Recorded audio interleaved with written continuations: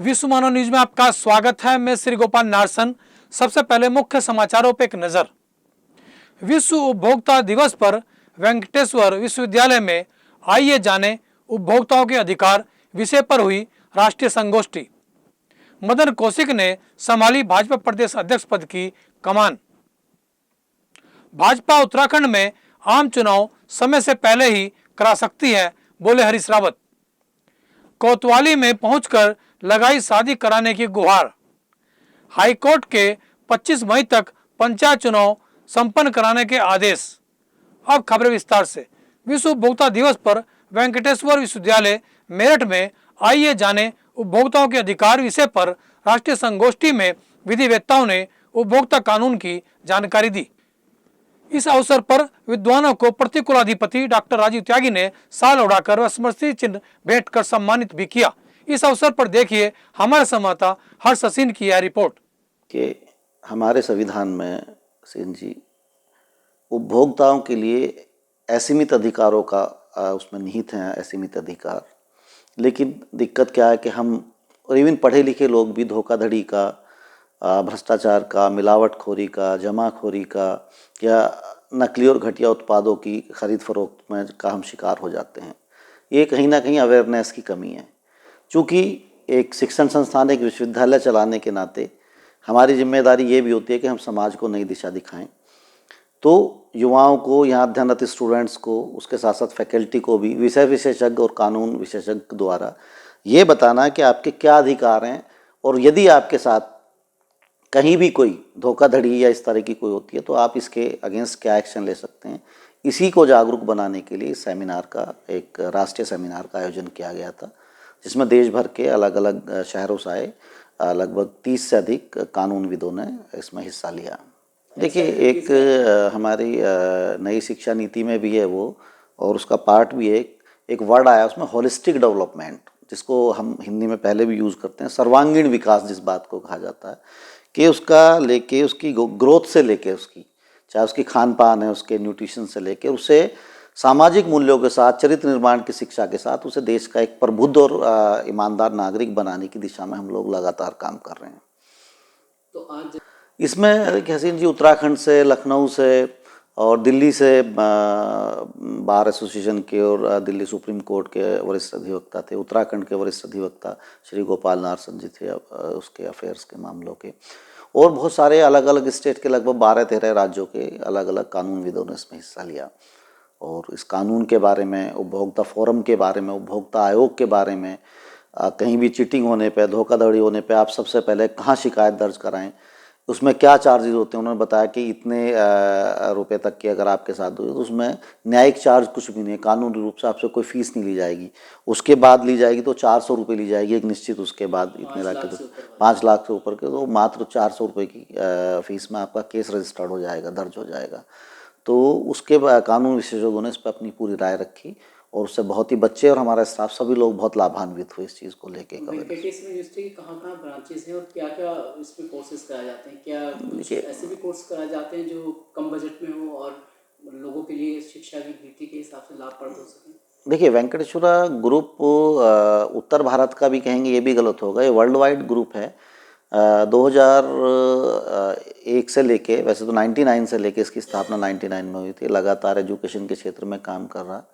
हमारी 3 देश में यूनिवर्सिटियां हैं और इसके अलावा 2 अंतर्राष्ट्रीय विश्वविद्यालय, 2 medical college, 2 750 bed multi speciality hospital समेत हम IT, management, paramedical, allied health science, law, pharmacy, nursing, medical, paramedical, engineering, इन सारे फील्ड्स में काम कर रहे हैं।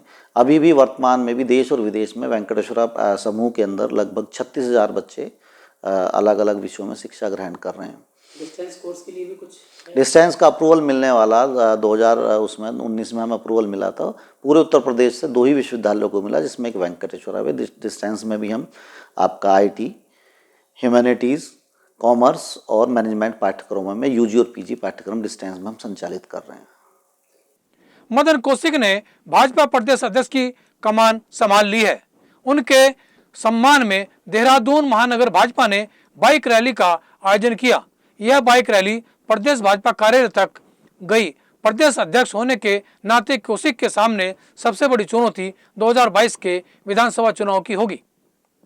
पूर्व मुख्यमंत्री और कांग्रेस के राष्ट्रीय महासचिव हरीश रावत ने कहा कि भाजपा उत्तराखंड में आम चुनाव समय से पहले ही करा सकती है, क्योंकि भाजपा की उत्तराखंड में लोकप्रियता तेजी के साथ कम हो रही है। चुनाव वर्ष में जिस तरीके से मुख्यमंत्री को बदला गया, उससे आशंका है कि भाजपा मुख्यमंत्री को उपचुनाव न लड़ाए और समय से 6 महीने पहले ही राज्य को आम चुनाव में झोंक दे। मेरठ के सदर बाजार में स्कूटी सवार 2 युवक एक युवती के अंडरगारमेंट्स चुरा ले गए। घटना सीसीटीवी फुटेज में सामने आई। परिवार ने तंत्र मंत्र और वशीकरण की आशंका जताई है। व्यापारियों के साथ मिलकर पीड़ित परिवार ने पुलिस को तहरीर दी है, जिस पर आरोपियों को गिरफ्तार कर लिया गया। शामली की सदर कोतवाली में पहुंचकर शादी के लिए गुहार लगाने वाले युवक अजीम मंसूरी के पास दर्जनों लड़कियों के शादी के लिए फोन आ रहे हैं।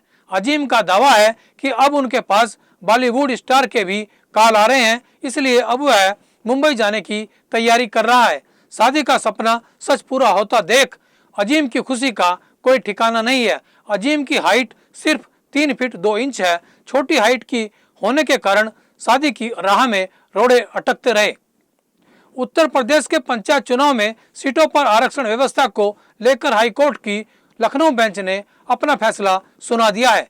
हाईकोर्ट ने कहा कि वर्ष 2015 को आधार मानते हुए सीटों पर आरक्षण लागू किया जाए। खंडपीठ ने 25 मई तक पंचायत चुनाव संपन्न कराने का आदेश दिया है। अब खबरें सहारनपुर से। मानसी अभिनय गुरुकुल द्वारा 4 दिवसीय नाट्य नृत्य व गायन का अखिल भारतीय आयोजन 1 अप्रैल से 4 अप्रैल तक होने जा रहा है। गुरुकुल के निर्देशक योगेश पवार ने बताया कि इस आयोजन में 12 शहरों से 12 नाटकों का मंचन किया जाएगा। आजाद समाज पार्टी ने अपना प्रथम स्थापना दिवस काशीराम के 87वें जन्म उत्सव के रूप में हर्षोल्लास के साथ मनाया। मुख्य अतिथि के रूप में कमल वालिया ने कहा कि त्रिस्तरीय पंचायत चुनाव व 2022 के विधानसभा चुनाव में आजाद समाज पार्टी अपने दम पर चुनाव लड़ेगी। बीईजी में पुष्प प्रदर्शनी पुष्पावली 2021 का आयोजन किया गया। प्रदर्शनी का शुभारंभ आर्मी वाइड्स वेयरफेयर एसोसिएशन की उपाध्यक्ष मामून मोहंती ने किया। प्रदर्शनी को अलग अलग श्रेणियों में रखा गया है। इसमें बिगोनिया, टुलिप्स, डहलिया आदि प्रजाति के फूल शामिल हैं। इसके साथ ही रंगोली प्रतियोगिता का आयोजन भी किया गया। प्रदर्शनी में कुल 1959 एंट्री मिली है। नगर निगम की टीम ने मोहनपुरा, सुनहरा, गणेशपुर, आजाद नगर, रामनगर में पॉलीथीन का प्रयोग करने वालों के खिलाफ अभियान चलाया। नगर निगम की टीम ने पॉलीथीन का प्रयोग करने पर 13 लोगों के चालान किए। टीम को हल्के विरोध का सामना भी करना पड़ा। नगर आयुक्त नुपुर वर्मा ने टीम के सभी सदस्यों को निर्देश दिए हैं कि पॉलीथीन का प्रयोग करने वालों और गंदगी फैलाने वालों पर लगातार कार्रवाई की जाए। उत्तर प्रदेश और उत्तराखंड की खबरों के लिए बने रहिए हमारे साथ। नमस्कार।